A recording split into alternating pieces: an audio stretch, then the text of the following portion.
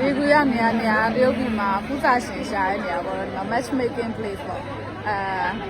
Chinese version တင်တာပေါ့နော်ဒီမှာသူ့ရဲ့ကိုရေးချင်းနေရေးထားရယ်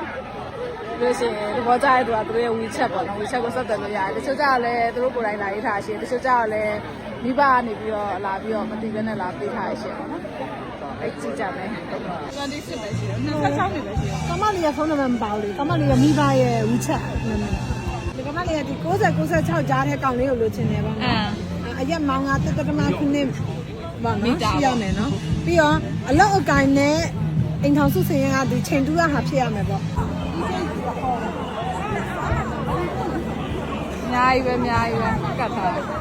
မျိုးသမီးတွေပေါ့နော်လာကတ်ထားကြားလေးကနည်းတယ်ကြာရောက်စာရွက်လေးနဲ့လာကြည့်ကြလူပြောစစ်စစ်ကိုတူပဲသမက်လာရှာကြမိန်းကလေးဘယ်မှာတော့ကြည့်ရလို့မပေါ်ဘူးကြားလေးကတကယ်ကိုချစ်တူအော်မင်္ဂလာမဆောင်ရသေးဘူးတဲ့91ပေါ့1.7 မီတာ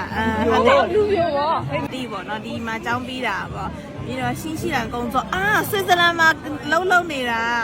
收入稳定ဆိုတာကအဲ့လိုဆွစ်ဇာလန်မှာ तू မထွေဘူးတဲ့အဲ့လိုလာစာ stable ဖြစ်တယ်ပေါ့新西兰都有房子成都嘛ဆွစ်ဇာလန်မှာအခန်းရှိအိမ်ရှိရဆိုတာအဲ့လိုကောင်းချင်း၅ပါးနဲ့ပြည့်စုံတယ်人品好ဆိုတာအဲ့လိုဟိုဟာဟန်ဆမ်ပေါ့ရှောင်းကုန်ပေါ့ပြည့်စုံတလားကို3ကနေ4,000ပြုတ်ဝင်ရတယ်တဲ့ကောင်းပါလေးတွေပဲလာဆက်ပြီးခေါင်းချိတ်ပြတယ်မှာကြားတယ်ကိုစမြင့်ကြားရမယ်တဲ့160သမက်လာရှာကြသူမရင်ကြည့်တတ်တော့တော့တော့ပါရဲ့ကြည့်လိုက်1986ပထမဦးဆုံးရေးလိုက်တာဒီတယောက်ပေါ့နော်ဒါပေမဲ့သူအငင်းခံလိုက်ရတယ်ဒါဘယ်တော့ဆက်ပြရမှာလဲသူမိပါအော်ခွင့်ရရှိသေးရဲ့